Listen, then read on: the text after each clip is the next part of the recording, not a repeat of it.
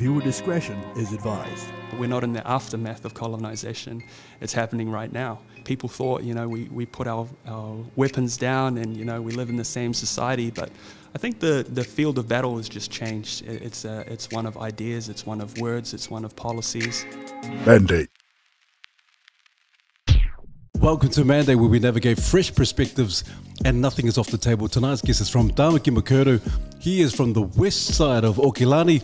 He graduated from the University of Auckland with a Bachelor of Laws and was admitted as a solicitor in the New Zealand High Court. And so by day, he is your criminal defence lawyer, but in the evenings, he's renowned as a man called Maximilian. He's a professional wrestler in Aotearoa, New Zealand. So please put your hands together for this amazing young man, Bronson Burgess! Oh, thank you so much.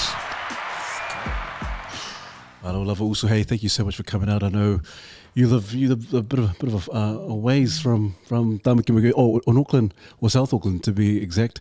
And so you travel away from Hamilton. But before we kind of dive into the conversation, also because you're a lawyer and also a wrestler, and so that's a bit of a contrast, in terms of and who you are.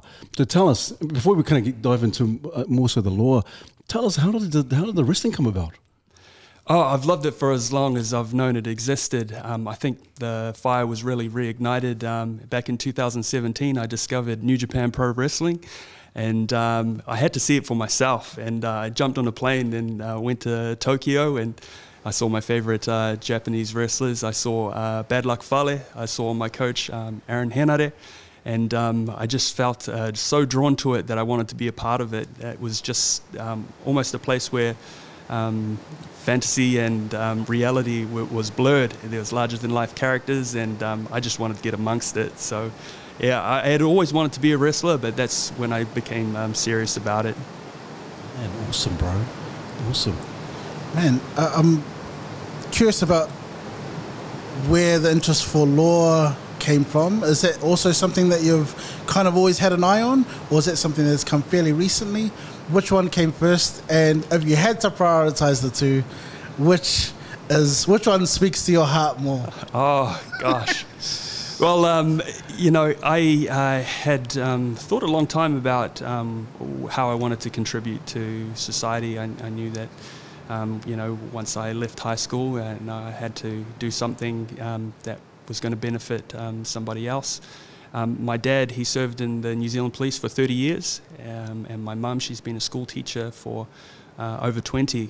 And so I understood the importance of service-based roles or lifting up people in the community. So I wanted to do something along those lines. But also my parents have, taught me about the history of New Zealand and of colonization. And as a Māori man, I really felt as though if I was going to do something to help out my community, that should be, my Māori people. What they were able to help me to understand as well, that whether it's the justice system, whether it's the health system, whether it's the education system, not all people benefit equally. Another thing that they helped me to understand is, we talk about colonization as something that's happened in the past or something that's, a historical event. What I've come to understand is that it's currently ongoing. We're not in the aftermath of colonization. It's happening right now. And so, I think people thought, we put our weapons down and, we live in the same society, but I think the field of battle has just changed. It's one of ideas, it's one of words, it's one of policies. And so, the fight's still going on. It's just the platform's different. And so I really felt drawn to wanting to support that cause and create some equality and some balance. My parents really directed me on that path, and I've been able to do my own research and pondering about that since then. So that's really where it started, is from my parents. Yeah.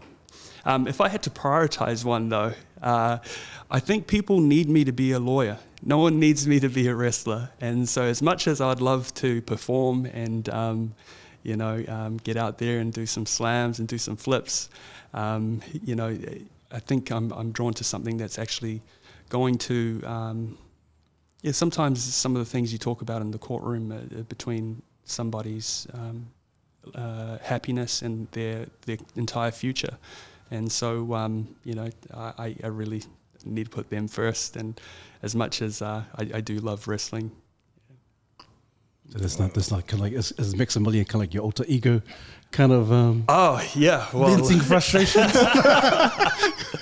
yeah, I mean, I wanted to do something that, yeah, really was a challenge. And yeah, I enjoyed developing Maximilian because he was different from what had been done within Warrior Wrestling, which is the organization that I'm a part of. And everybody wanted to do the rough, tough caveman, knock you out. And, you know, I do love Rick Rude, I do love Scott Steiner. And so I realized no one was doing the sexy shtick. And so I was like, oh, gosh, this is so outside my comfort zone, but this is what's going to make me stand out. And so, yeah, I mean, you can't pull off the sexiness without, you know, having the right physique. So, yeah, that's one thing that I really had to focus on was my dieting and my exercise. And yeah, that's something that's been really rewarding. I think it's really improved me as a person, but yeah. I don't know about that because it seems quite natural when you're coming out of the entrance, Bronson, with the ravishing Rick Rude kind of. They told me no more baby oil as well. I was like, why not? I don't know. There's not enough. Not enough baby oil. I thought when Pete was doing your intro, you know, he's lawyer by day and Skaks the Lux by night. I don't know what he was gonna say, but yeah, pretty much Skaks the Lux at night. But it's cool. Like the contracts, the contrast is so different. Like between lawyer and wrestling, but it's almost like you get to be. It's like an outlet, eh? Like you can be someone else, or you get to. You're not. It's all about you. You don't have to. You know. It's like. Is it? Can you talk about it? Like, is it like a self-care type of thing when you're doing wrestling? Yeah, definitely. One of the reasons why I do it is to provide balance for my life. Doing two completely different things, you know, means that my identity gets to be a little bit complex. If one thing was to fall over, or if I was not to have interest in it anymore, I still got something else, you know, going in my life. And sometimes, you know, both sides can wear you down a little bit mentally or physically, and so it's good just to have that reprieve and somewhere else to go. And yeah, I learn a little bit more about my personality by venturing into different fields as well. I learn things about myself that I didn't know before. And especially one of the best things is that you get to meet different characters or personalities that you wouldn't have otherwise meet. You know, when I'm in the courtroom, you know, that's very different from people that I'd meet as I'm doing my wrestling training. Get to be creative in one place, and then you get to really knuckle down with the academic side in another. Yeah. And that's awesome. And, you know, with your role as a lawyer, like, some of that stuff can be really heavy, eh? Like, how do you like decompress after like a day where it's really taken a lot of the, you know, a lot of those court hearings will take a lot out of you. Like, what do you do for self-care? Yeah, I mean, I'm a member at Les Mills, and I went the other day, and my key tag beeped 3 times, and I thought that, you know, maybe my bill didn't get paid or whatever, and I asked the receptionist, oh, what does that mean? She said, oh, you've been here 2,000 times. And I was just like, oh my goodness, I thought about how many hours of my life that was. But you know, I think putting myself under the stress really of, you know, lifting heavy weights, you know, you got to prepare yourself mentally, and that's sort of transferable to other aspects of your life. And what I've found is, anyone that I know who's succeeded in life, they've always made that time for like a walk, or they've got a sport going, something that just keeps the body going so the endorphins can flow better. and they can build up their ability to push themselves. So going to the gym is something that's just part of my life now, and that's something that I really do to sort of build my temperance. Yeah. It's cool, man. It's cool because it is quite strange when you think of a lawyer, criminal defense lawyer, and then by night you're Maximilian, the pro wrestler. But in terms of being a lawyer, because you mentioned colonization, and you mentioned that it's still prevalent in this day and age. And so, as a lawyer, in terms of the justice system, are there parts in the justice system do you feel like, oh man, there needs to be something that needs to be amended, or do you see some of that colonization within the justice system?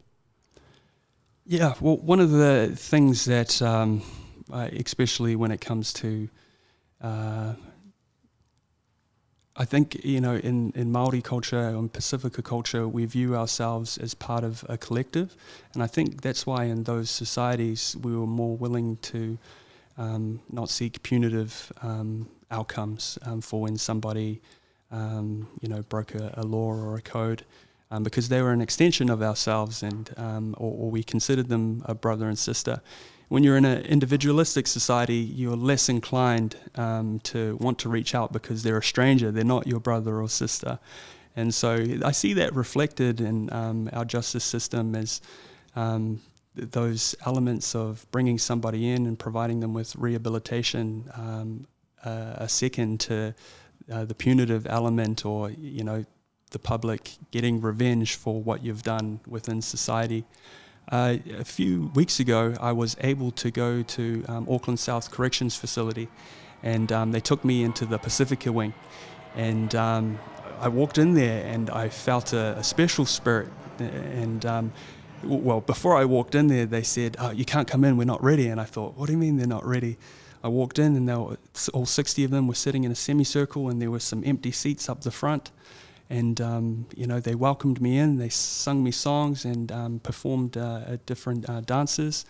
And then they spoke a little bit, and they said, when we're amongst ourselves and we, have our different initiatives led by Pacifica, for Pacifica, these make a difference to us. We know that the people there are there to care for us.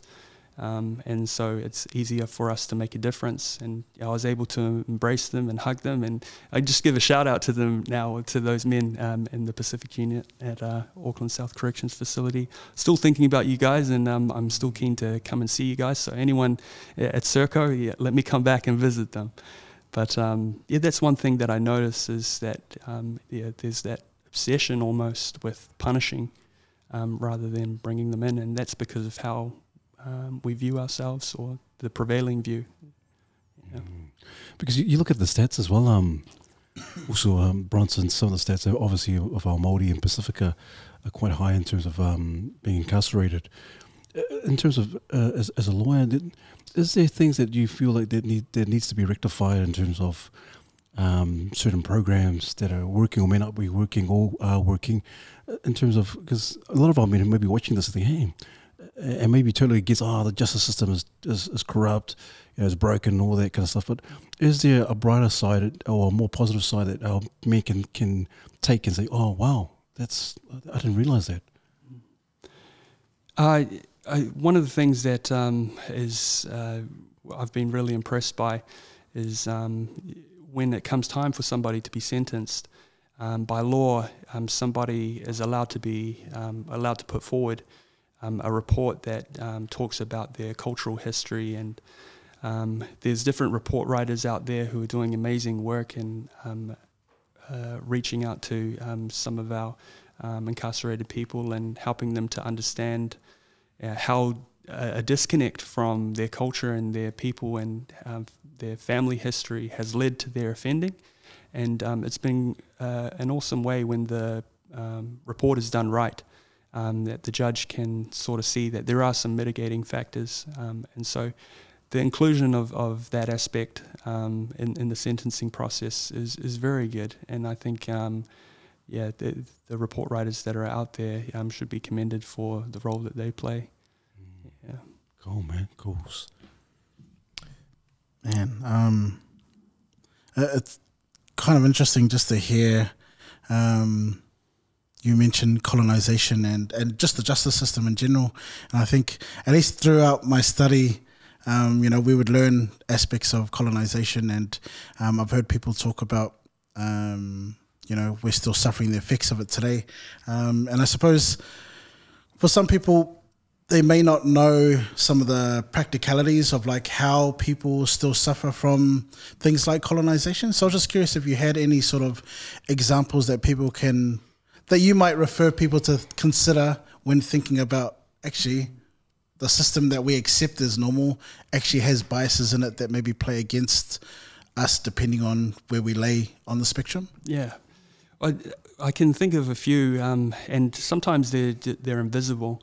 You don't really detect them. I think, when we talk about funding the arts, a lot of money goes into the Royal New Zealand Ballet and the orchestra, as they should. But then you've got Matatini, and they, aren't willing to give as much. And to me, but on the other hand, Matatini is the one that's getting more viewers or meeting the standards for the funding. And so, you look at that and you think, well, if they're better meeting those standards for the funding, why aren't they receiving more? And it's just prioritizing, they don't want to prioritize the Māori culture because it's not theirs, or they don't feel some sort of affinity to it. When a town has its name changed back to the original Māori name, and, people climb up and tear down, that's another form of battle. And it's just things like that. I think I went to Auckland University of Technology. I studied journalism before I went to law school, and I'd step in there, and I thought the other students thought I was a weird guy, because I did realize I didn't quite fit in. But I racked my brain thinking, what did I do to make these people sort of standoffish towards me? And it wasn't until long after I graduated that I realized it was nothing I had done. It was because how I looked, and I'm a lighter skinned guy, and still that was, when I'd enter those spaces, there was almost a look of like, what are you doing here? This is our space. And, I think it's things like that. It doesn't have to be some overt display, just thinking that you don't belong in certain spaces, or some sort of consensus that that's the case. So that's another form. Yeah, that's cool. Interesting. And have you ever felt that way? Because I imagine there aren't too many, or maybe there's not as many Māori and Pacifica lawyers as there should be. Do you ever find that in your profession as a lawyer that you still have to deal with gatekeepers and things like that?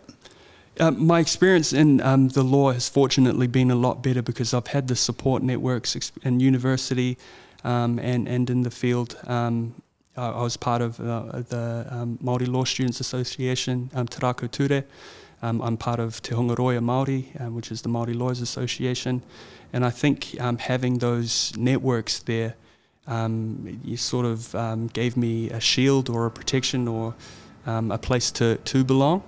And so, while I know that happens, that the gatekeeping is mitigated because I have those opportunities and people to turn to. So that's been a real strength. Thank you.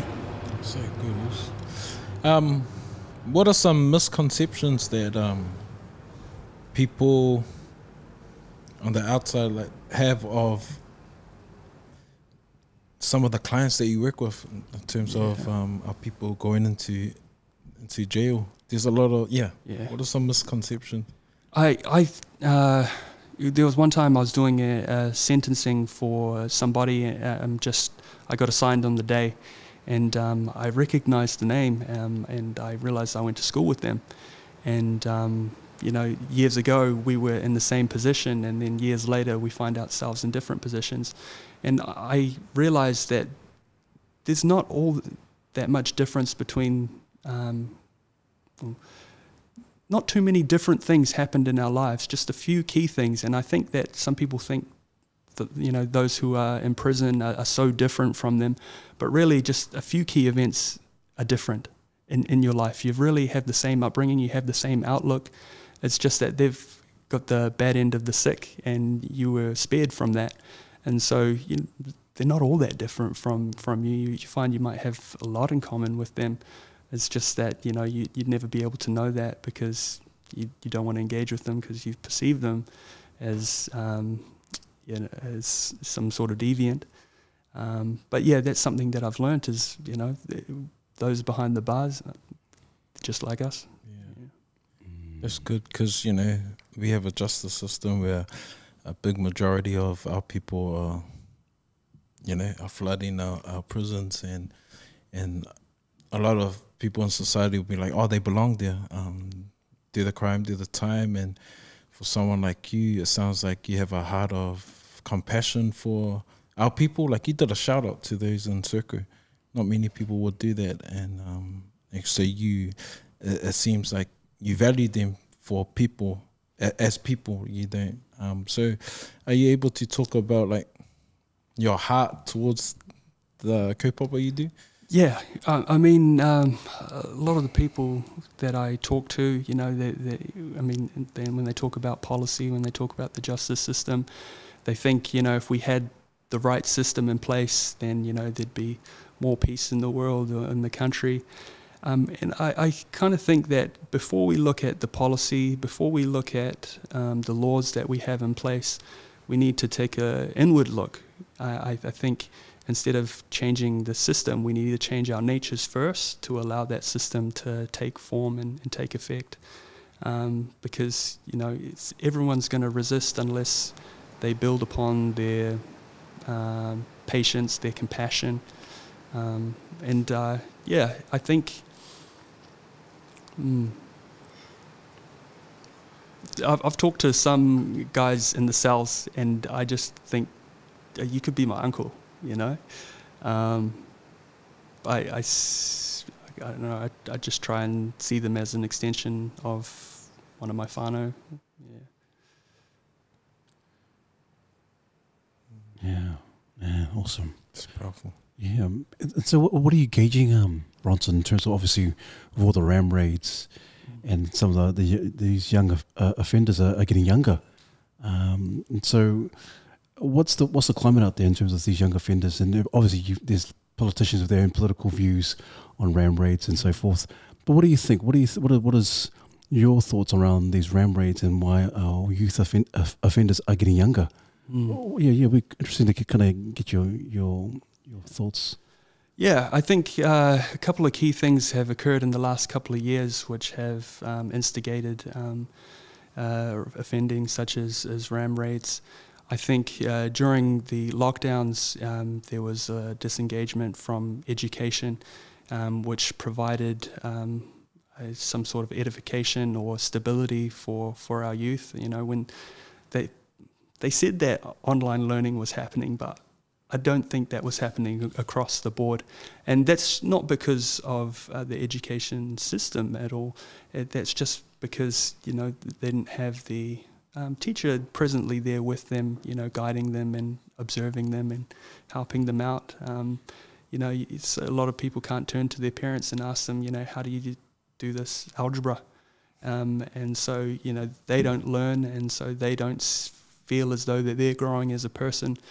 And so I think that a lot of the offending is sort of a way for people to feel a sense of power, that they feel as though they have some sort of control, that they're able to impose their will, or that, you know, they feel disenfranchised or forgotten, whether they realize it or not, and that's a way for them to claim back some power. And some of those things ended up on TikTok, and that's, you know, them wanting to feel some sense of victory. And so, you know, I don't think they have some deviant nature where they want to steal necessarily. It's just that they want to feel as though they're heard and that they have some form of control and a place in society. The other thing is the rising cost of living as well. I think a lot of these kids aren't eating or they, you know, don't have the necessities of life. And, you know, that's lashing out somewhat. I don't think I could find many of my friends and agree to pull off something like that. But they've managed to do that amongst themselves. And I think because they're all suffering the same way, they get it. You know, let's go and do a smash and grab, because, you know, how else are we going to, you know, get through the next couple of days without taking? So yeah, I think that's an important thing. When it comes to finding solutions for disengagement from school, because now that, I don't know what they thought, where they said, you know, the government said, you know, can't go to school. Okay, go to school. You know, the kids aren't just going to be able to switch like that. They, and so, you know, I've heard different politicians say, oh, you know, if you don't send your kids to school, then we're going to lobby to implement policies where, you know, parents are punished for not sending you there. Or I think one thing they did was invest in truancy officers. I think there was a $72 million package, or I forget the amount. But I always wondered why they're not seeking solutions like, you know, oh, can we, if transport's an issue, you know, maybe we can provide some buses to get these kids to school. Maybe parents might be more inclined to send their kids to school if they offered lunches. You know, that's a bill off the parents, and the parents would be like, okay, we want you to eat. And once they eat, they have a greater ability to learn because they're nourished. But, you know, they say, we're going to throw you in the ball stools and we're going to bring those back. Or, you know, we're going to, you know, fine your parents if you don't come to school. Those are penalties. They're not solutions to the issue. They're the ambulance at the bottom of the cliff, you know. Man, every person on the comment section on Herald seemed to have the solution for these ram raids, and most of them was like, send them to prison. And these kids are like 13, 14, put their parents in prison, or we gotta send them to the military. Like, what do you say to some of the what do you say to to some of these parents that or some of these people that are commenting? Yeah, we can look at our history. Those things have been tried and they didn't work. It's not as though, you know, what they're suggesting is something new. We did that, and, you know, that didn't affect the trends of offending. And, you know, if we send them to prison, then they come back, you know, the problem's still there, or the stresses are still there. And so we need to find a solution to why they're behaving that way, not punishing them for behaving that way. We take away the cause, then we're not going to have the effect. Yeah. Is this a individual problem, or like a family problem, or is it a community, society problem? I think it's happening at all levels. I think there's a trickle-down effect as well. You know, when there's a struggle to make ends meet, because, you know, the economy's taking a hit. Then that affects the family's ability to provide food, and then that affects the kids' ability to learn, and then they don't want to go to school, and then they find another way to feel a sense of accomplishment. And so, yeah, it is happening at all levels, and there's not one answer or one solution. But, yeah, penalties aren't the answer, in every instance. Shadows. I just feel like Pete won't say it, but these politicians seem to be using it as a political ammo, I guess. Seeing its political year, using ram raids and a lot of this youth offending as one of the, I guess, points to be part of their policy. Do you think that's the case, or? Yeah, they know what they're doing. They know that they're not giving an answer that's going to work, but it appeals to some sort of base desire to get back, you know, or to take revenge, or to punish. You know, it's a base emotion, and so they're appealing to that part of people. Yeah, so it's all just a ploy to try and do some puppetry. They know it's not going to work, but that's what they know people want to hear. Sure. I like it that you mentioned that, and you're upfront about it, because you mentioned it early on. You said, hey, these folks, or these people who are in these high positions, and politicians, and whatever position that they're in, they're calling the shots, doing all these policies and so forth, and nothing's working. And so, it makes you wonder, why would you have these people in these positions and and they may be in these positions for over 10 years or even 20, 30 years, and they claim to have these solutions, but nothing's working.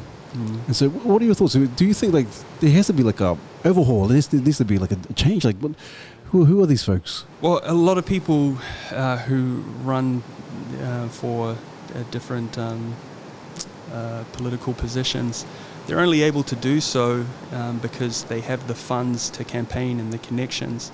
And, you know, when you have money, that means that your lived experience is different from others. And I think they're so disconnected from what it's like to not have and not be able to, they just don't know the struggle. That's why their answers are a whole lot different. And they haven't gotten to where they are without stepping on a few people as well. So that's become part of their MO. But I think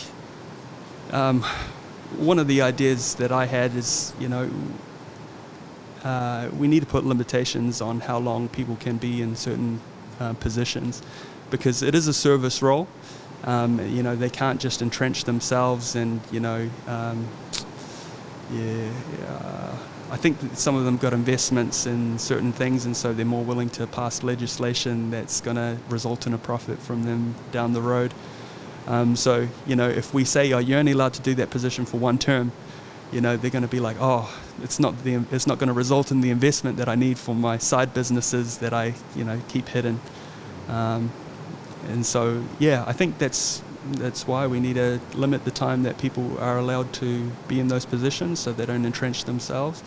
And we need to make it easier for people to campaign or recognize that a lot of the times it's just rich people that, you know, have the ability to run for these positions. Yeah. So who are the real criminals now? Yeah, that question is the answer as well. Yeah. Man, Just tell us, please tell us. By name, starting from the top. It's interesting. As the lawyer, Bronson, the lawyer is you know, obviously as we share tonight during the Talanoa, but what would Maximilian, the wrestler say? What were you, the persona of Maximilian, what would he say? If you're looking straight at the camera, what would Maximilian, the wrestler, say to this ordeal and then to these people in these positions? Oh man, I think you know, I'd let my scissor kick do the talking, back of the head. But just in the Maximilian persona, how would you putting say me on the spot? Yeah, no. you have to intro him. You gotta do like a Paul Heyman thing. Maximilian, what would you say? Commentary. Oh no, I need people to take me seriously in this part of that. Yeah, Man, That's really interesting though, because just thinking about, at first you'd kind of think that law and wrestling are worlds apart, and in some ways they are, but as you were speaking, it made me think about the power of storytelling and narratives, and how whether it's wrestling for an audience to get them on your side, telling a story physically through action, or as a lawyer trying to help tell the narrative of a person who's facing judgment. You know, narrative is one of those things that sort of carries in both fields. Do you have something to say about the power of storytelling as a, you know, as a Maori lawyer, and where sort of oral storytelling is part of the history and the foundation of the people? But also, are there any other sort of interesting crossovers where you're able to pull some aspects of pro wrestling that actually set you apart in the world of law? Yeah, I think. Well, most definitely, it's well known that, you know, Pacific and Māori cultures are known for their storytelling abilities. I think that's why there's so many good Samoan wrestlers, and there's a whole lineage and history around that. And I don't know why we haven't necessarily incorporated pro wrestling into our identity as Pacific peoples, because more often than not, any Pacific Island wrestler that, you know, makes it to the top level is one of the best. And that's because I think they draw upon their cultural experience. They're already used to speaking on the marae, or you know, singing songs or dances. They're used to that storytelling through physical action. Sorry, I forgot what your question was. And then just the other, like any other interesting crossover benefits from being a pro wrestler that help set you apart in law. Oh yeah, yeah, I think you just get used to, really got to put yourself out there. All eyes are on you. And so, when you're out in the ring, I remember the one time I stepped out of the curtain and I got booed straight away. And I was like, I haven't even done anything. But I went backstage and I was like, why is that? And they're like, oh, it's just jealous of your abs or something. But you got to get used to having all eyes on you and still moving forward under that pressure. And so, when I'm in the courtroom and I've got a judge and they're giving me what might come across to me in the moment as a death stare, you just got to continue on. And I think, especially with wrestling, there's no cuts, and there's no pauses. You can't do a second take. And so just, doing your best in one go, it really helps me in the courtroom as well, because there's so many people that need to be seen that day, and you've got one shot to get your client bail, and it's do or die sometimes. You just have to get it right the first time. There's no do-overs. And you can't change your the judge's opinion after you've said something. Go, oh no, actually, that they already heard it. And so, yeah, you get used to just going hard the first time around and having to get it right. Yeah. Oh, that's cool. Have you ever had moments where you didn't get it right and I was like, holy hell, I just got to move forward and just get through this? Yeah. Oh, well, one of the things that is really good about it is sometimes you've got guys that, they've got bail condition to not go to a certain town. And then the police arrest them in that town, and they're supposed to be on lockdown at their house in another area. And so they've got no shot anyway. And so sometimes I do my best to get them bail, but they were never going to get it. So you just get used to putting forward your best argument, even though it's not going to fly. Yeah. It must be frustrating. Like, obviously, and I can, I'm just assuming that a lot of your clients maybe Māori Pacifica, but how frustrating is that? You're trying to help your people, and they just turn around like, I'm just going to do whatever I want to do. So how does that affect you? Do you like, oh, what the heck? I'm trying to help you, but yeah. I mean, I think that it's you're the only person that's there to help them in that courtroom. That you've got the police trying to prosecute or keep them in custody. You got the people in the gallery just sort of staring at them, but you're the only friend that they've got, and then they're like, they're angry at you. So it is frustrating, but I just don't take it personally, because I know there's a whole lot of other pressures going on in their life. Sometimes they're angry at me because they know that they've got children, while they're in custody, and they don't know what's happening, whether someone's taking care of them. So it's just, you don't get too frustrated, because, it's just being directed at you, but you're not the real target. Yeah. And you mentioned before about having a sort of limit or a time limit in terms of like people that work in service-based roles, and you mentioned earlier about your parents, and I was curious because you'd mentioned about how kind of looking inward toward ourselves, and sort of the biggest influences on us are our family, especially our parents. And so I was just curious, because having a mum as a teacher and a father as a policeman for decades must have been an interesting upbringing, because they're kind of on two ends of the spectrum in terms of like helping prevent people or help people prepare to be contributing citizens, and then the other end of like bringing in the offenders and all that kind of thing. So what was that like growing up and having those two different perspectives on life?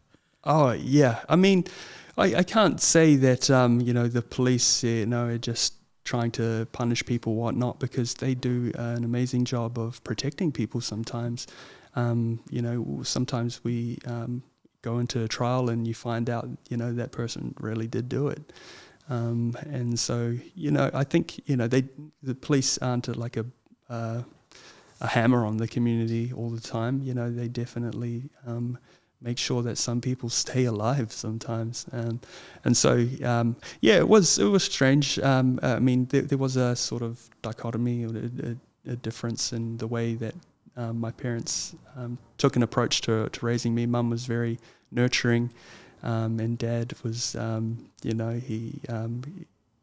he wasn't. I couldn't call him a hard man, but you knew what his boundaries were, and what his expectations were.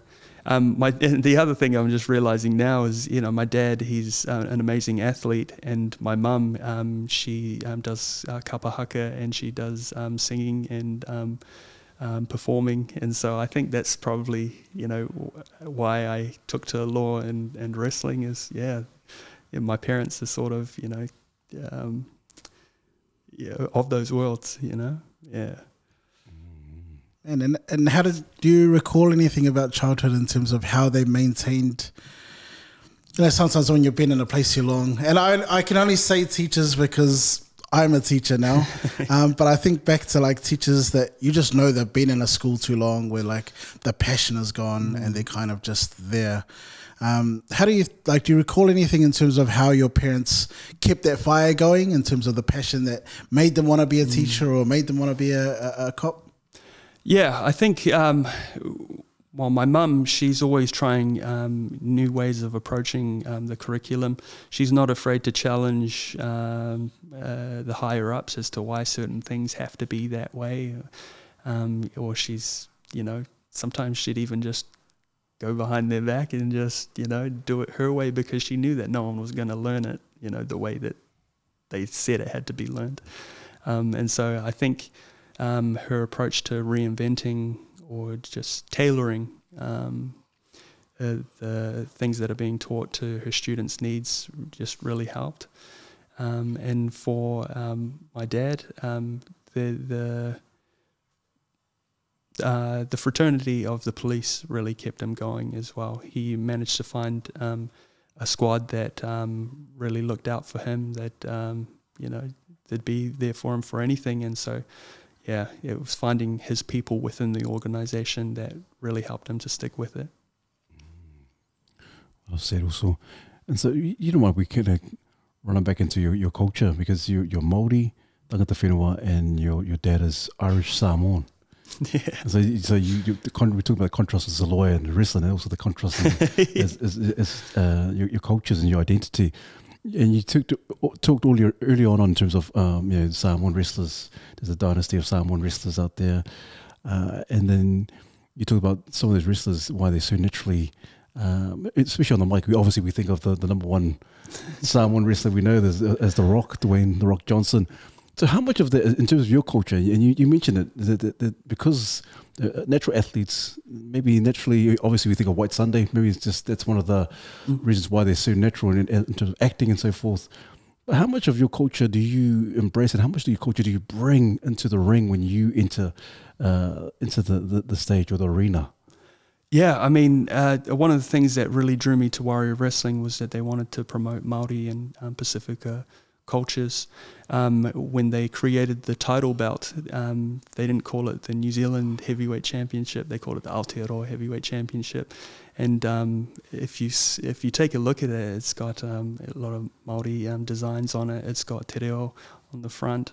And so, we're doing our best to promote the culture through our performance as well. A lot of people ask me, why are you into wrestling? I'm just like, I'm Samoan. It's just, that's part of, it's dormant and there from the beginning.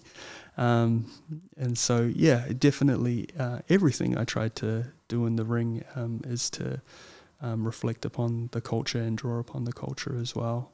That warrior spirit and mentality. When I first started wrestling training, I realized, how much of a, the person's coming for you. If you're not prepared, if you don't reverse their hold, I didn't realize that you're just in it. You're just going to get slammed or flipped or thrown down if you don't do something. I was like, I thought we were working together, but no, they're coming for you. And so, definitely finding that inner drive or that lion inside, is something that, I try to do. Man, look forward to seeing you get your tatau ready for that. Yeah. Nice one, bro. Awesome. Did you ever have a growing up or on your journey, did you ever have a cultural identity crisis? Yeah, I've listened to a lot of people who have come on your show, and they've said that they have. And I think just part of being in New Zealand is that you just get assimilated into New Zealand culture, whether you realise you are or not. I don't know if I would call it, I think in one sense I would call it a crisis, but there was, I didn't freak out about it, but there was some discovery that needed to occur.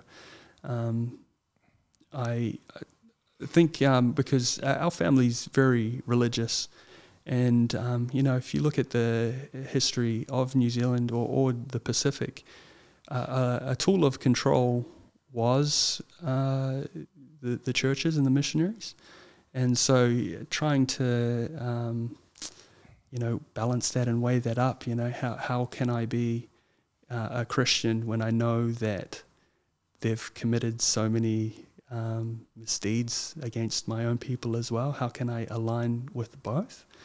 I think one thing that I tried to realize is that, a sword in your hand and a sword in my hand, it can be the same sword, but it can be used against you and to your advantage at the same time. And so I don't view the church or the doctrine as evil within of itself. It's just how it was used and how it was implemented. One of the things that I've really come to understand is that the role of the Pacific Island people within the Christian identity as well. I don't see them as two different things. One of our beliefs that I really liked when I heard it for the first time is that Pacific people, the reason why that they embraced Christianity when it was taught to them, it wasn't because they were gullible and believed whatever the white man said to them. What we believe is that they are a branch of the house of Israel from years ago, that they went through Hawaii and they came down to the Pacific. And the reason why that they adopted the Christian faith is because they knew it once before. It wasn't that they were getting introduced to a new religion. It was because they were reconnecting with something that they had once known before and had forgotten. And so, part of my identity crisis was reconciling those two worlds and realizing that, my Christian faith isn't in opposition to my cultural identity. It's actually one. I'm a branch of the house of Israel, that I belonged to Israel once upon a time, or my ancestors did. And so, that has given me a lot of peace. So there was a crisis, but there was a solution. Yeah.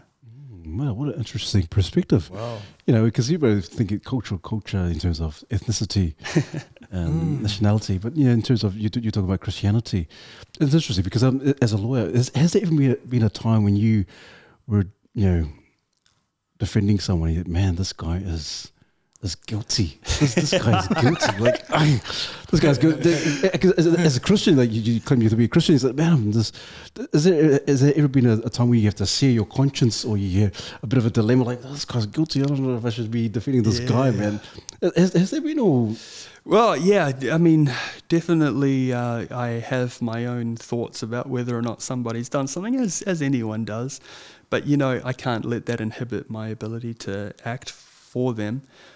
What I've sometimes when the evidence is placed in front of me and I know within 2 seconds, oh, this guy's guilty, or at least that's what I think.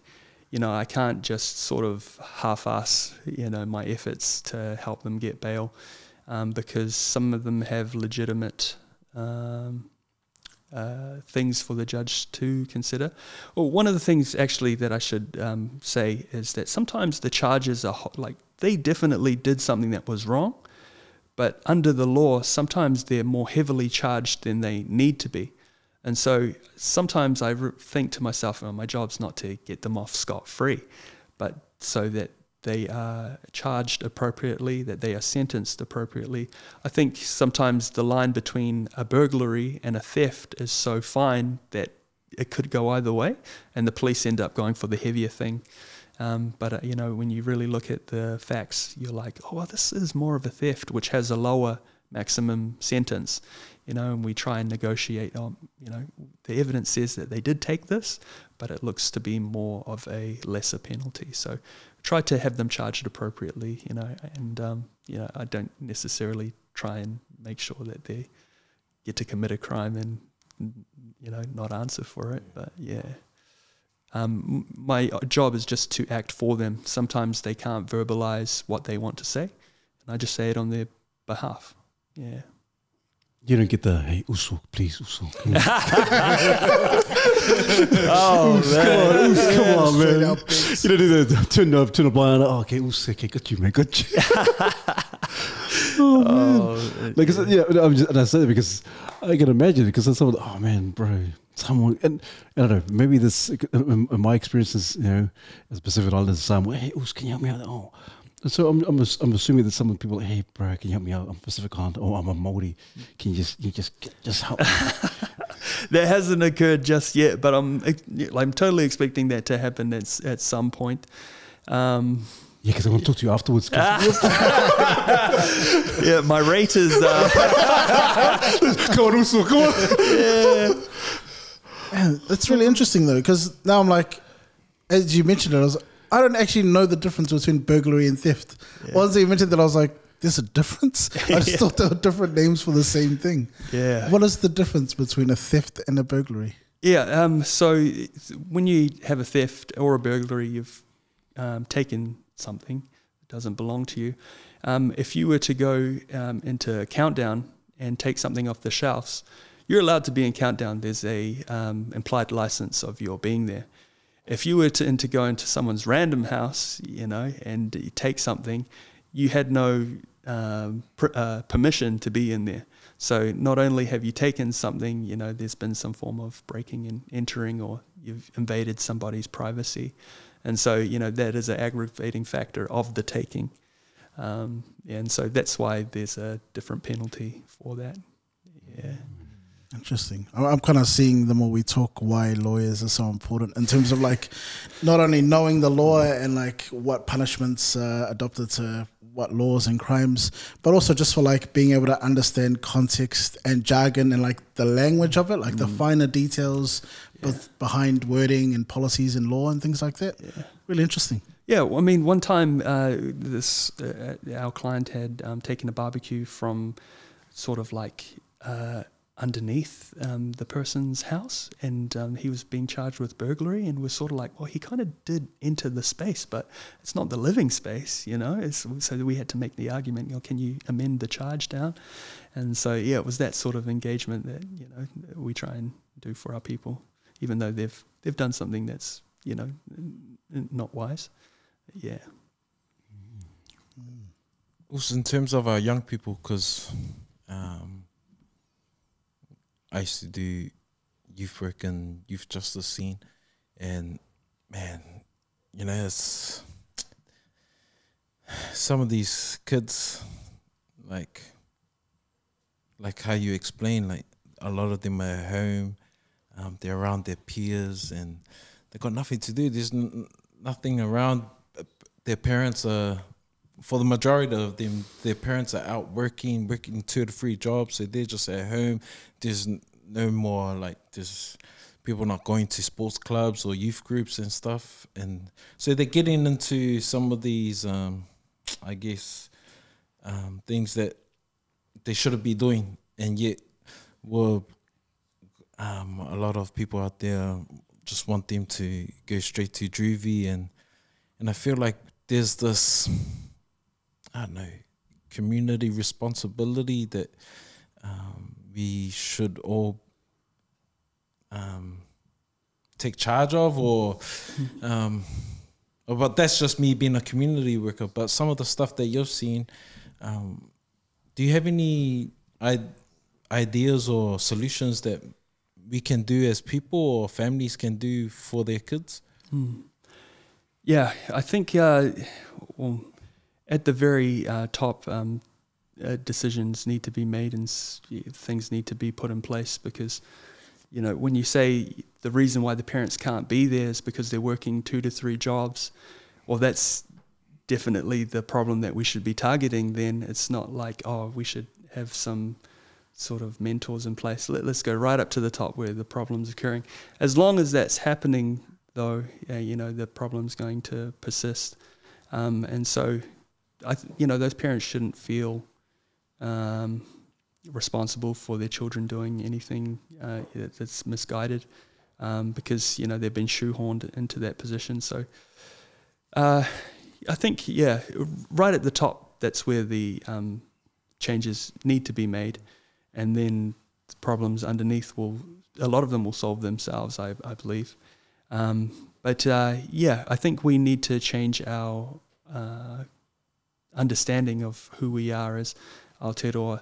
Jacinda used to refer to us as the team of 5 million, and I had a little chuckle because I think that was just something that she was saying to make people, I don't know, but there honestly is value to that idea, not just a team, but to think of ourselves as one people or a family almost. I think unless you are viewing each other as an extension of yourself or your own family, there's a certain limit of patience or compassion that you're going to have to that person. But in terms of solutions for that, we do need to change our culture of how we view each other, our nature towards each other. My dad was talking about, he took a trip down to his childhood home, and he took a photo of the street, and he could name all of the families that used to live in those homes. And for the longest time, we knew our neighbors as the Indian family and the Filipino family. We didn't know their names until recent years. And I think we need to return to that sort of culture of knowing who our neighbors are, of knowing who our community is. And I think part of the reason why we've lost that is because people have access to streaming services and internet, and there's more of a reason to stay indoors and not associate with other people's, because we're sitting in front of the TV and, subjecting ourselves to mind-numbing content. And so I think, first of all, we need to step away from our screens and reintegrate with the community and re-engage. What would you change if you had the power to limit or eliminate some of these offences of like our people getting into? I think I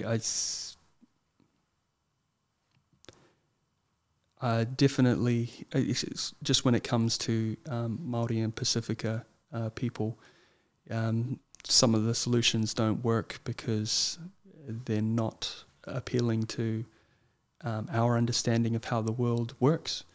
There's no reason why we feel a need to change if we aren't being guided by those who understand our lived experience.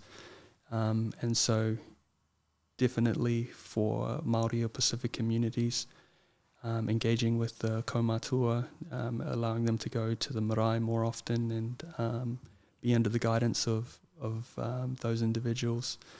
They're more likely to respond to their own people. And so I think that's part of the answer, not the whole within itself, but we need to have more cultural or marae-based solutions for offenders to stop re-offending. And it's interesting that you brought up, streaming content and just the connection to the internet, where it's sort of this bittersweet thing of we have access to information, but also there's a lot of escapism to the point of like nothing gets done now, or like it's really hard to get motivated and to get out of the house. Do you ever find that to be a struggle of yourself, or have you created habits to the point of you're good essentially forever, or is it still a battle of like, okay, I need to get off this and like sort of get out?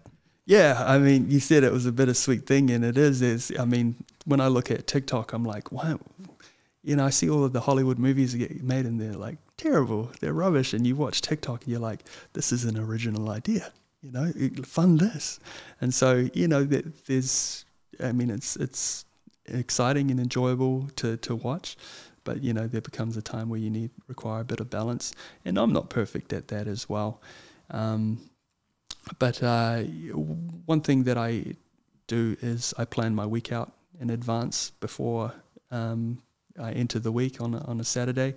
You know, I know exactly what I'm doing for that week, when's the time that I'm going to be scrolling, and then when's the time I'm going to be studying or working. And so, you know, when I get back home from work or whatever, it's not a question of, oh, what do I do now? Oh, I don't know. Oh, I have no plan. Okay, scroll.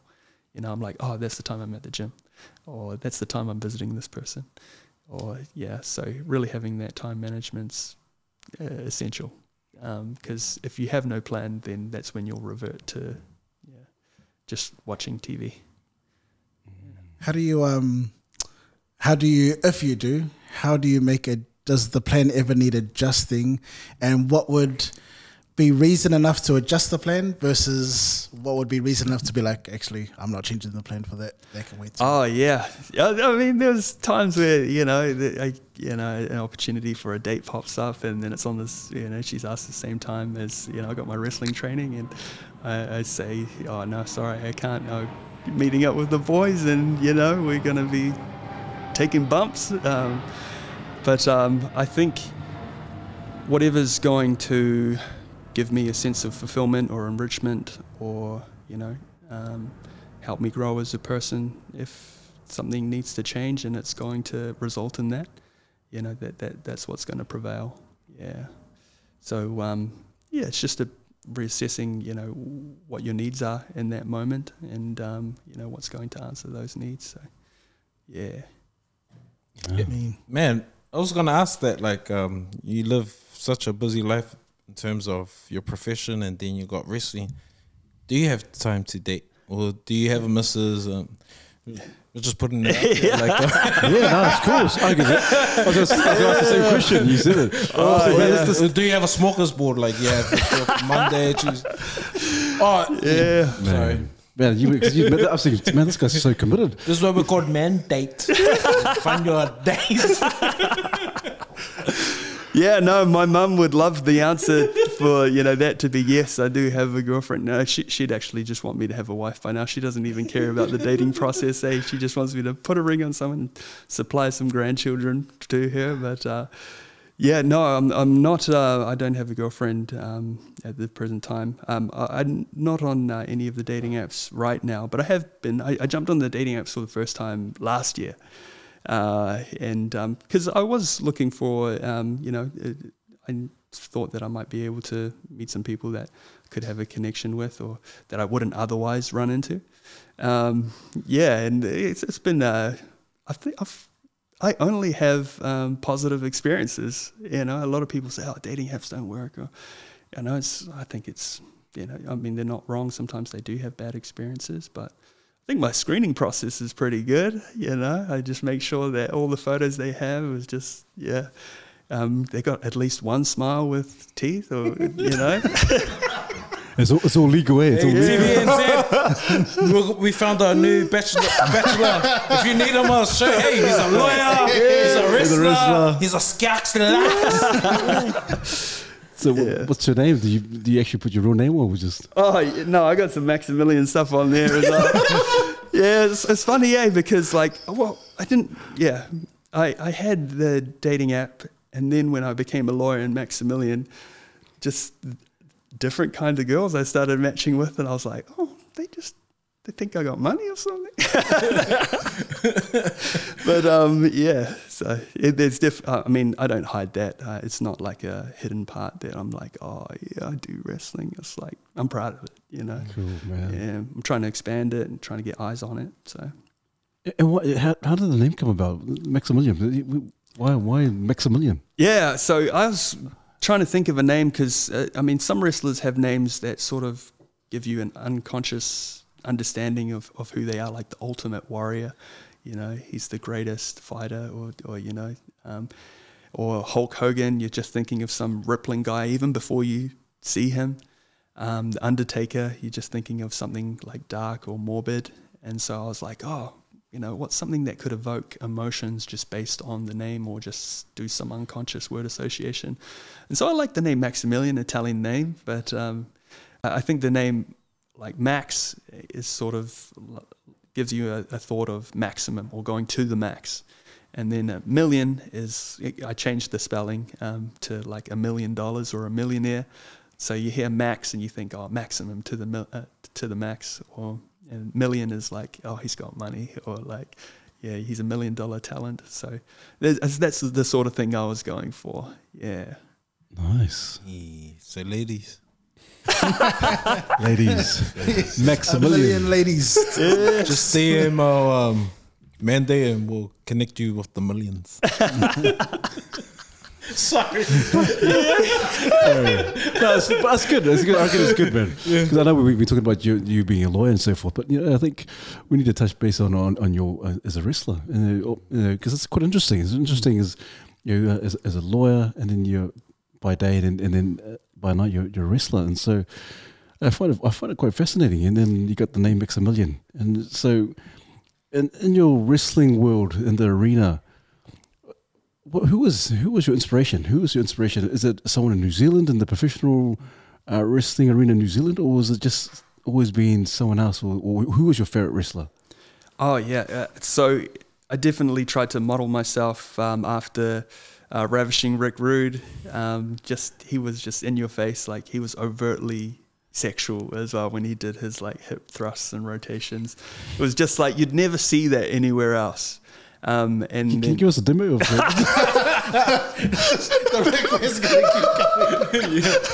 Yeah. But you know, it's that sort of thing. Like you won't run into that person in real life, and so, or your everyday life, and so you know, it was something like that. I needed to go to the extreme. Big Papa Pump Scott Steiner was another one as well. I remember when he used to like kiss his biceps, and I was just like, man, those are monstrous. And so those are the kind of characters I like. In terms of, wrestlers that I've admired, definitely my coach, Aaron Henare, who's not just a great wrestling coach, but he helps me to understand about what it means to be a man. He encourages us boys to reconnect with our ancestral roots. He encourages us to, think about different ways that, society wants to sort of make us docile and, actively address them. And another one is Bad Luck Fale. When I went to Japan, I saw why they love him or why he's as popular as he is. He was the underboss back then. He's turned into the rogue general now. But he just had this intimidating presence. But to come from, South Auckland and go to another side of the world and, become this beloved figure and then come back here and, bring New Japan back to New Zealand or back to Australasia. It's an incredible thing to do. So those are the two wrestlers that I admire for the men that they are. Awesome. Props to Docs Fale. Maro Tokoua. But you're right. I think you're right in terms of the persona. You have these people who you jump in the arena, in the ring, and on stage, and the bright lights. These amazing figures, like wow, these wrestlers. And I think of Ravishing Rick Rude, because there's been countless stories of Ravishing Rick Rude. Rest in peace, Ravishing Rick Rude. And so you obviously Bobby Heenan. Yeah, Bobby Heenan, the manager. So there's a story of Bobby Heenan, and he was down on his luck. He had no job, and he was good friends with Ravishing Rick Rude. He calls up Ravishing Rick Rude. Hey, bro, can you help me out? And this is the type of guy that Ravishing Rick Rude is. He goes, you know what? Give me a few minutes, and I'll come back. I'll give you a call and see if I can help you out. And so it's nearing Christmas time. Bobby Heenan's got no money. He's broke. He says he's got no presents for the kids. And then Ravishing Rick Rude rings him up. Hey, bro, I got something for you. You need Vince McMahon. He wants to set up a meeting with you and Vince McMahon. I was like, oh man. So he goes, are you serious? Yeah, Vince McMahon wants to see you. So he'll give you a call. Anyway, he hangs up. Vince McMahon gives him a call. A few minutes later, gives him a call. Hey, Bobby, how's it going, mate? And bro, hey, I want you to catch the first flight to New York. He's like, man, are you serious? Yeah, New York. I need to catch up with you. We need to have a meeting. I'm going to put you in a 5-star hotel. You know, everything's all paid for. Don't worry. Just stay in the room. I'm going to put you in the penthouse. All good.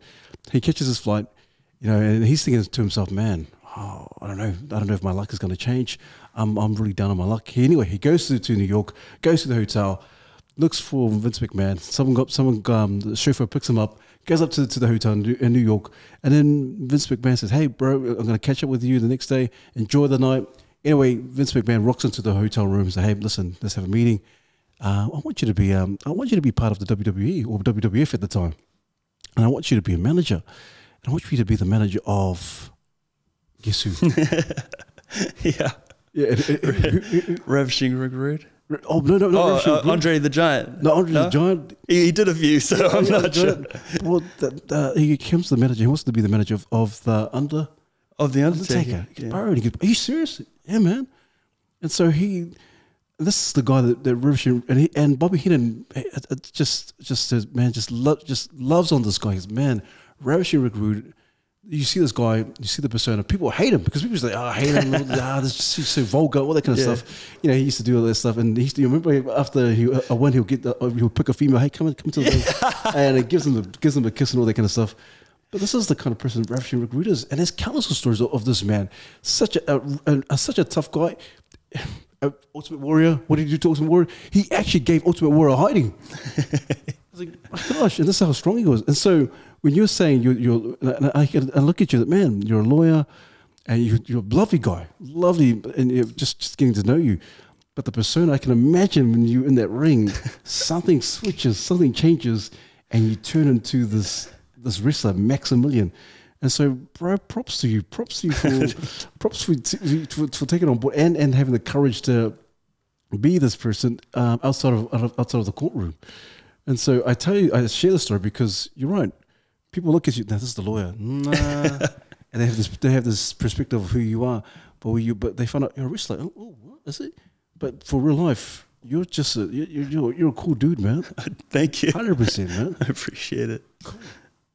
But yeah, I thought I'd just share that because I have no idea why I wanted to share that. But I thought of Ravishing Recruit. I remember Ravishing Recruit. I said, please, after this, can you take off your shirt and can you show? Let's go, keep.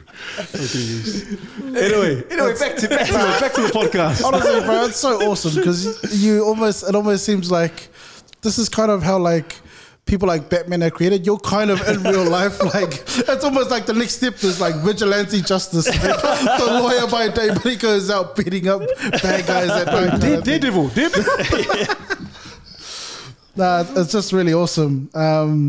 And it's funny, there's a quote that I'd read where you'd said something like, it's not how much you want the result, it's how much you seek the suffering, in terms of like getting to where you want to be. And so I'm curious about I'm curious about a couple of things, but the first thing was, would there ever be a point, do you think, where Maximilian explodes and then you kind of have to make a choice between, like, have you thought about what it would take for you to like take that leap and be Maximilian every day? Oh gosh, yeah, it has crossed my mind a couple of times, and I wouldn't become Maximilian full time, and I can't believe I'm saying that, because I think at the end of the day, I'm entertaining when I'm Maximilian, but I'm making a difference when I'm the lawyer in the courtroom. And, as much as I've had wrestlers that have inspired me, that's dormant energy, inspiration. But when I'm a lawyer, I get to actively sit at the table and help to a decision to get made for somebody's benefit, which can change the entire trajectory of their life. The good thing is, is that the New Zealand professional wrestling scene and warrior wrestling is growing, and we want to get to the point where people can make a living from professional wrestling and stay in New Zealand. I think so many people want to do this, but America or Japan is a faraway dream, and they've got responsibilities and family that they want to stay in New Zealand for. And so what we're trying to build is an organization where people can wrestle for a living and then get to go home to their family or get to, do other things for their community. So however long that takes is yet to be seen. Guys like Aaron and Fale working to make that dream real. But we'll get there. And so eventually the time will come where I don't have to choose between being Maximilian and myself. I can have my cake and eat it too, so to speak. So, we're getting there. Yeah. And just on that note, if anyone has ever had that dream, we invite them to come and see what we're doing. And if they want to be a part of us, come train with us, come be part of our brotherhood at Warrior Wrestling. Yeah, come check us out. Wow. That's cool. Pete, Bro, man. is it too late for Pete or Too late. Yeah, no, I mean, if you want to come, it's open to everyone. Oh, you see, that's too late. Speaking like a true lawyer. Me. I might talk to my wife tonight, dude. Yeah. She's seen someone. But honestly, though, most of us grew up watching wrestling, and we all thought at one stage, like, bro, how cool would that be to jump off the top rope? I've heard Swanton my bomb someone. siblings practicing moves when we were younger. I've done the Razor Ramon and the power bomb on my little sister. And I think my brother. But yeah, they still hate me for that, but it's so good. I forgot what I was gonna ask. Oh, it was like you sound like a driven individual, and we got a lot of young people just come out of COVID, but they're all pursuing their dreams through study and whatever they're doing. And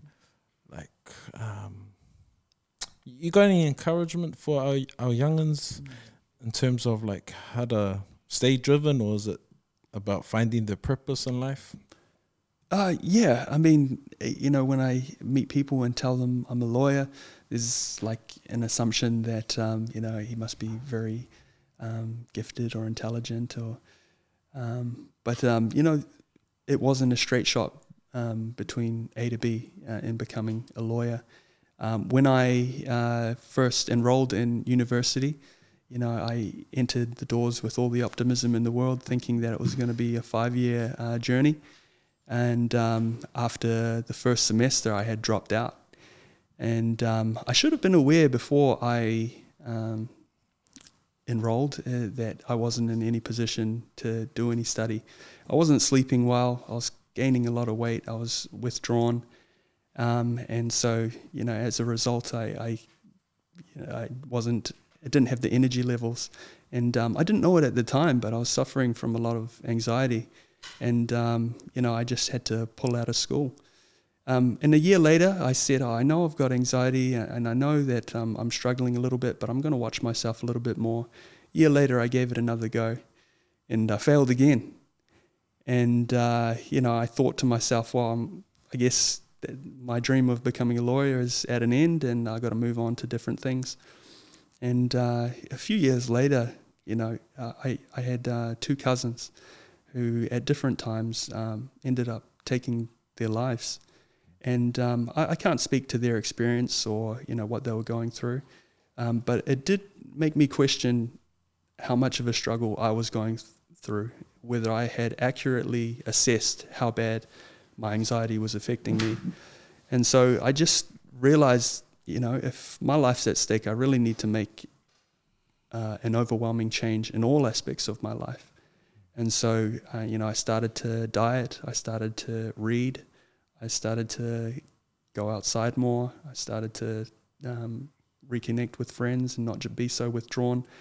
And after doing that for a solid period of time, I thought to myself, I've made some great changes. Maybe I can give this law journey another go. And I enrolled again, and because I had done the work to put myself in a better position. I still had a lot of anxiety, but my ability to address it and respond to it had vastly improved. And so when I went back to university for the third time, there was no looking back, and I succeeded beyond my own expectations. What was supposed to be a 5-year journey ended up being 10. But, you know, when I tell people I'm a lawyer, that's all they see now. I wish I had known at the time I was struggling that there was this greater journey going on. Some people are pursuing their dreams and they fall flat, or the next door doesn't open, or they're not able to go through it. And what I would say is just understand that, you know, failure is part of the process, that even though you might fall down, you know, get up again and give it another go. Not in the same way, maybe address certain factors that made you fall over that first time.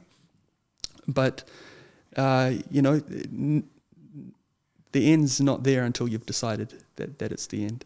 You know, if you keep pushing forward, different doors will open, and it'll be promising for you. So, yeah, anyone that's, you know, they dropped out of school this year, or their dream didn't pan out, keep pressing forward. You know, if you do fall, at least you'll fall forward if you try every time. So, yeah, keep pursuing those dreams, and they will be realized. And some dreams change, but only because you failed the last time and a new door opens. So, yeah, just keep trying, and yeah, your dream will be realized in one form or another.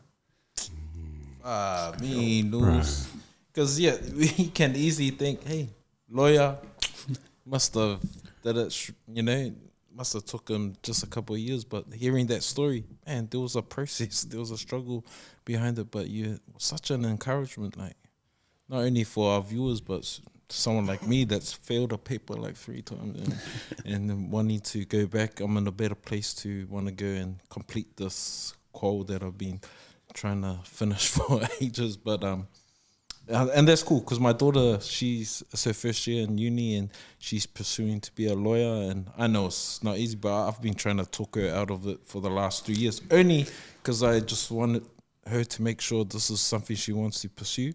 And she's headstrong. Like, she's gone into, you know, this is what I want to do. And we always check in on her. I'm hoping it's okay to move some stuff around, or seeing how she is mentally, and she's in a good space. But it's so cool to hear your story. Like, is there any encouragement for her circle or individuals when they're going through this phase? Like, what helped you, like, in terms of your environment and like your family support, or seeking help to deal with this anxiety, or was it just self-reflection? No, I definitely just straight up told my parents that I wasn't dealing quite well, that I thought that something was wrong. And you know, those first 2 times I failed, they never made me feel like a failure. You know, they just accepted that, you know, he did the best he could, you know, depended on, I mean, maybe that wasn't a great effort, but that was what he could put forward at that time. And so, you know, we talked about, being a little bit more vocal and checking in. They, you know, weren't afraid to tell me, you know, you need to get up, you need to get out. Yeah, definitely surrounding yourself with people that will lift you up, because you sort of can withdraw into your own headspace, and which sometimes can be more negative than positive. Yeah, and I took a holistic approach to my transformation. So I think mind, body, and spirit are so interconnected that, you know, when you're struggling with one, the answer can be found in the others. And so I hadn't picked up the scriptures in a long time, and you know, I just devoted myself to a concerted effort to study them. And I think what happened for me is, you know, I realized the whole world is a whole lot bigger than my own problems, and I viewed my own life in the context of something greater. I never would go to the gym, even though I had a membership. I told my dad, can you put me on a program? And so he drafted up a workout plan for me, and I followed that. I downloaded a calorie counter, and I'd, type in how much food I was eating. Whenever there was like an event, I'd make sure to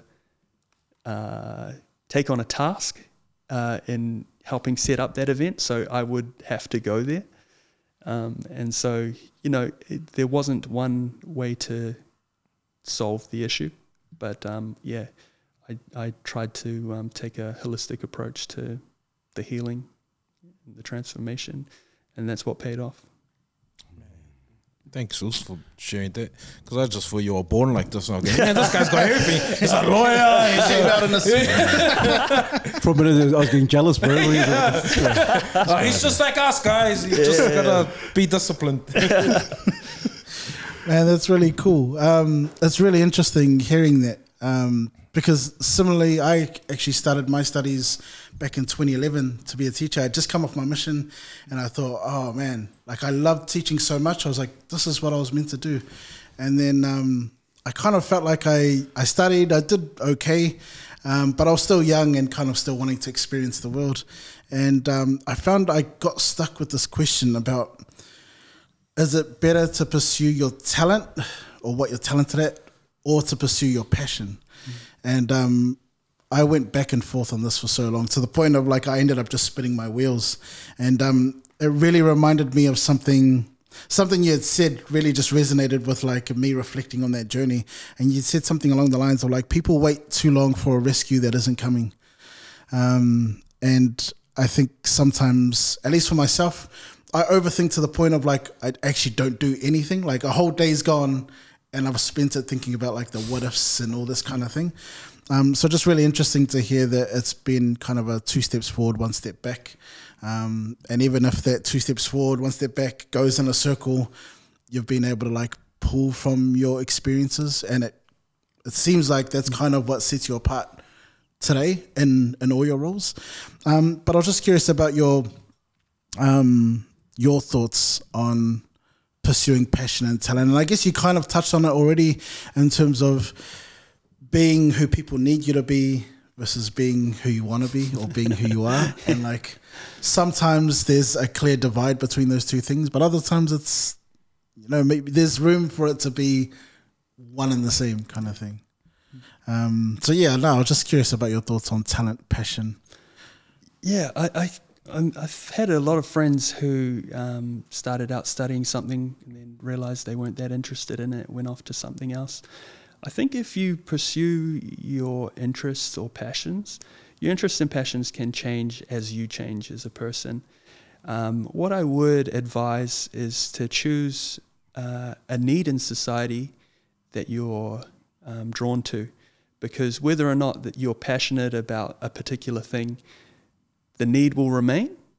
And so in your willingness to help somebody with that need usually won't just dissipate as well. And so basing, your decision on what to do with your life on addressing a need is a lot better than basing it on, what am I interested in at this time in my life? Because you might go on OE and realize, the world is a whole lot bigger than you thought. And, immediately your plans change if you base something on interest. That would be my advice. Awesome advice, by the way. I've never considered it through that perspective, but that's awesome, bro. Thank you. Yeah, man. Yeah, appreciate it. Also, and thank you so much for your honesty. People might, like I said before, people perceive you and look at you. This guy's got a straight A student. This guy, he has everything, so talented and so forth. But the truth is, be told that hey, you do have own struggles. And thank you for sharing your own anxiety experience as well. And rest in peace to your whānau who passed away. And so, bro, it's been a pleasure. It's been a real pleasure tonight chatting with you. Our first at the table, first Samoan lawyer and a wrestler at one go. And so it's been a real privilege, bro.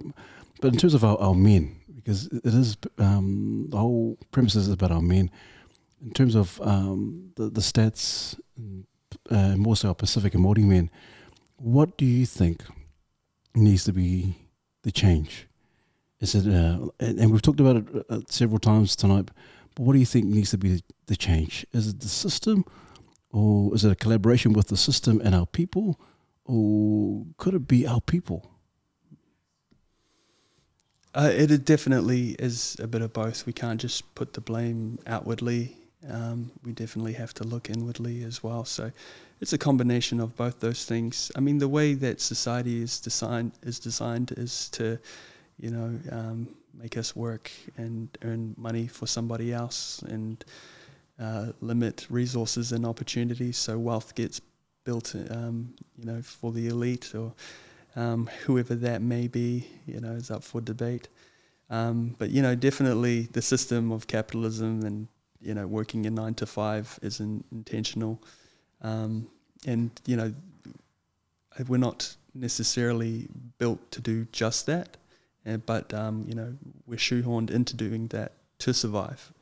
And so definitely on a outward approach, we need to address, what may be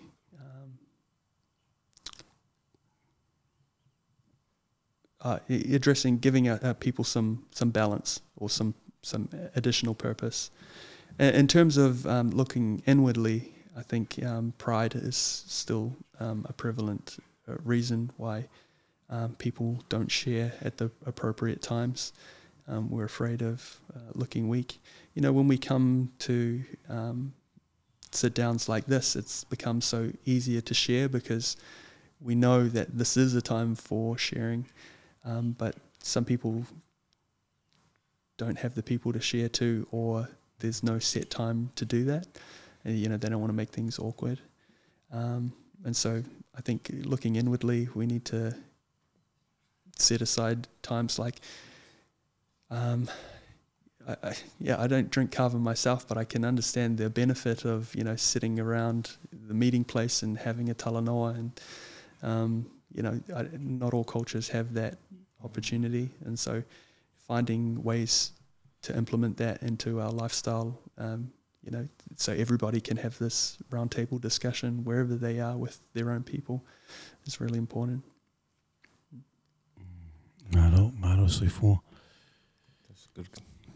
That's good affirmation for what we're trying to achieve here as a podcast, like normalizing these conversations, and also like, because we know there's men out there that listen in, and women and families that get encouraged by some of the stuff that we're normalizing, but we also want to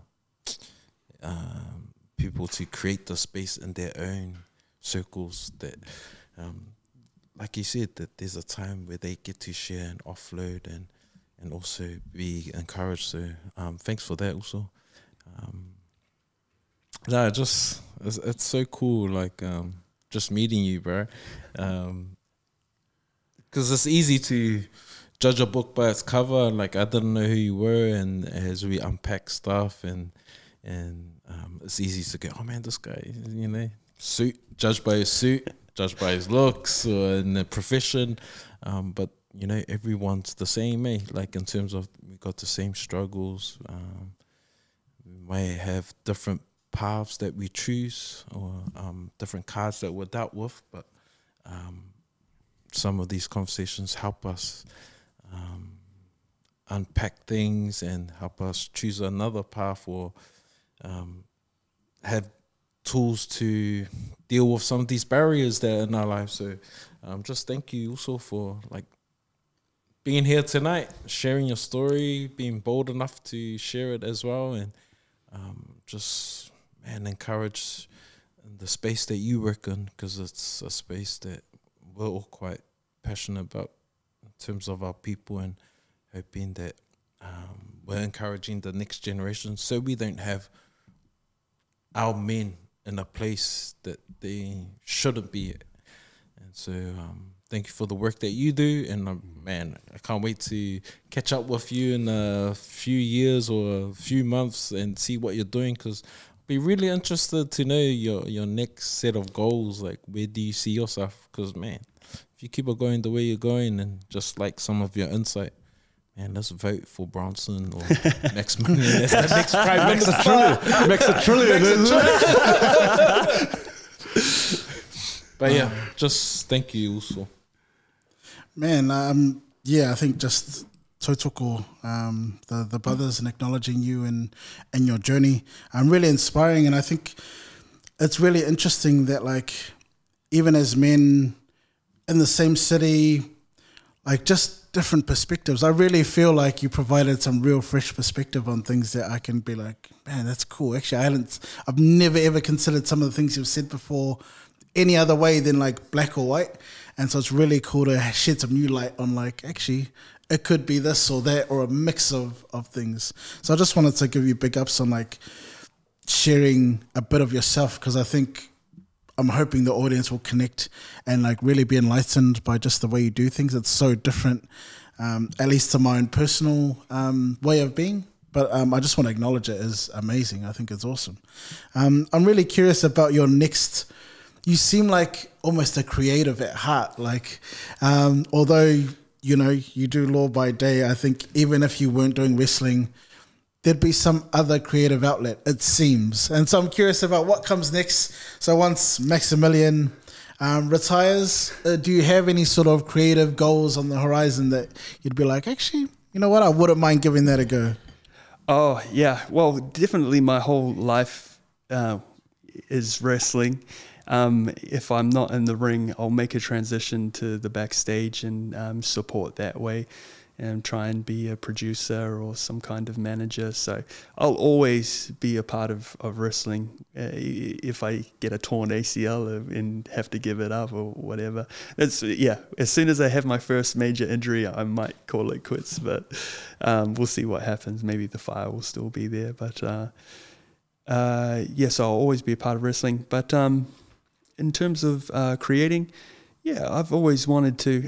I secretly have written short stories to myself, and I was running up to the comic store on K Road, so writing stories like that. Maybe write some things for DC or Marvel or something at some point in time. I really enjoy anime and manga as well, and so I want to get amongst that scene. Maybe I kind of want to do one voiceover for one role on one anime show somewhere. But if you could pick an anime, which would it be? Oh, well, it's coming to an end, but I think Attack on Titan's been my favorite at the moment. But my favorite anime of all time is one called JoJo's Bizarre Adventure, and so I'm always waiting for the next round of that season to come out.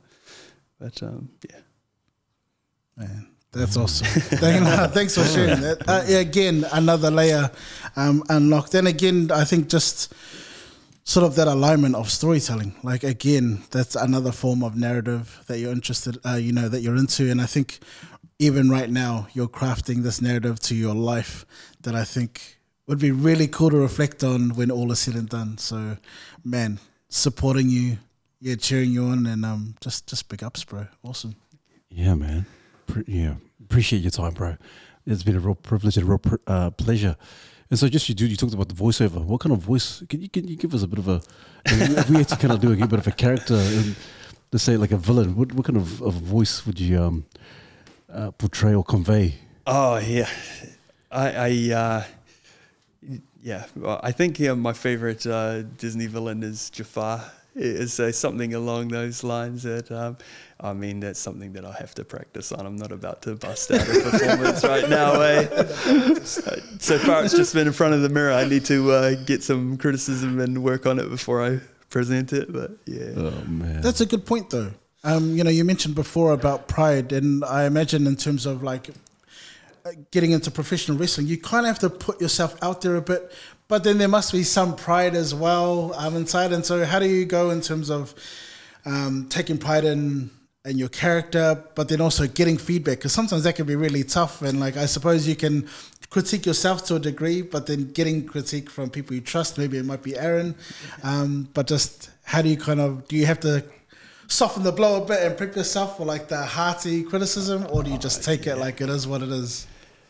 Yeah, I mean, I definitely do have to take a few breaths. Like after a show and I see I've got a message from Aaron, I just pause for a second because, yeah, I know he is only doing it for my own benefit. So that's what, if I've stuffed up. I think the first time I went out into the ring, I need someone straight in the face and gave them a black eye, and that was the first thing I did. So I was like, oh. I just understanding that criticism is just going to help me to be better. Just have to take it on the chin and realize that I'm only going to be better for it. Yeah. Does it soften the blow to know that he has your best interest at heart? Absolutely. He overtly says that he wants to bring us up to the level that he operates on, and if that's the method, then to get the result, then that's the method to get the result. So he's I think he could coddle us if he wanted to, but then we'd never get there. So yeah. Ah, cool. I think the reason I ask is it just made me think about like the importance of giving and receiving criticism, but like the intention behind it. I think sometimes we struggle, I think just in general as people, to be able to take criticism, but also to be able to give it in a way that like we either worry too much about how it's going to be perceived to the point where we don't give it at all, or we don't know how to like kind of ease them into it. So we just drop like this massive boulder on their head and, yeah, that seems unfair. So no, that's cool. It was just interesting to hear that. Yeah. Or you just need them in the aisle. Bro, no, it is, and good. Yeah, thank you, Jay. Awesome questions, but also, hey, real privilege, real pleasure once again. But every guest that does come on the podcast, we always give them a gift, and so we always do a caricature of how we envision our guests to be. And so, on behalf of the Mandate team, this is for you, Mose. Oh, thank you so much. I appreciate it. Oh, yeah, you got me looking real handsome. Thank you. And I'm shirtless too. Got you on the Ravishing Rick Rude pose. Yeah. Oh, thank you. I appreciate this. This means a lot to me. Oh, thank you. So, and the guest always gets the last word. And so, anything you want to share? Anyone? Any last? Sorry. Before we do the last word, is there anyone that you can think of that could be ideal to come on the podcast? Yeah, I can think of two different sets of people. Especially in an age where media literacy is very important, and how we understand that the media can change public opinion. Having on Mare Haimona Riki, who's a reporter and newsreader for Te Ao Māori News on Whakaata Māori. And he could be accompanied by someone else I've met who works for Tangata Pacifica, Nueli Maafu, who's putting out great stories for our Pacific people. The other set of people I've thought of is Dr. Hiram Martin. So someone from, he's a dentist who owns Waikato Dental. And someone else that works for him is Terence Reid. They're Samoan Māori dentists who run a business as well. And sometimes they'll just get in the car, go to Mahia and do free dental for like a week. They're all about the people. So just having someone from the health sector or in dentistry might be something that you haven't had yet that could be beneficial. So yeah, those sets, yeah. Man, hopefully they can do my teeth on the show. Do my dentures, yeah. Awesome, man. Thank you. Also, and is there just any last words of encouragement? I think I mentioned before that I struggled when I went to university, and that was on my academic record. And when I had to apply for jobs, that's what they saw, is that it took me over 10 years to get this degree. And I thought to myself, I've cooked my own goose. No employer is going to look at that and give me a chance. That's not the case. I was fooling myself. I was just straight up with what had happened with the employers that I have now. They still gave me a chance. You know, I think that some people think, oh, that's the end of that dream. I've already messed up. There's still hope for you. These employers were the first ones that I told I was a wrestler as well. Sometimes I'd dance around it and say, oh, yeah, I do athletics, or, you know, I do some grappling. I just told them straight up, oh, I'm a wrestler. Those were the first employers to give me a job. So there's people out there who will invest in you, who will take you under their wing and give you a shot. And I've seen the guests that you guys have had on this show, and they're making a difference, or they've got great accomplishments. And you let me share this platform, and so I appreciate you for investing in me as well. Feel free to come to my shows and bring the family. We'll put you in the front row. We'll leave your name at the door. If I blow up, I'll come back on the show. I'll remember this. Right. So I appreciate it. So anyone at home who's you're thinking, you know, they've messed up, there's hope for you yet. Just keep pressing forward. Well, Steph, thank you for those words, man. Also, and please don't forget to like, subscribe, and look forward to your well thought out comments. And once again, thank you, Bronson, for your time. And so, as usual, brothers, refine, unlock, and take charge. Band-Aid. A few moments later. Who was your favorite wrestler? Oh, it'd have to come down to Scott Steiner, Big Papa Pump, Big Bad Booty Daddy, genetic freak. What is your favorite wrestling signature move? Oh, I've taken Booker T's scissor kick. No one else is doing it, and there's nothing like it as well. I'm still trying to get as good as he does it, but I'm getting there. I'm working on my stretches. What's harder, being a lawyer or wrestler? Oh, definitely being a lawyer. I think maybe if I performed at the top level as a wrestler, I might have a different answer, but yeah. If you could get rid of one crime, but you had to commit it yourself, what would it be?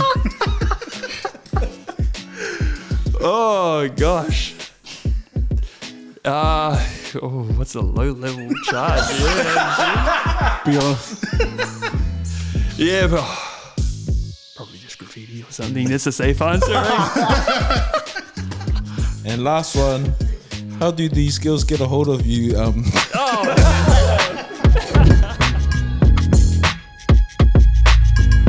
Band-Aid.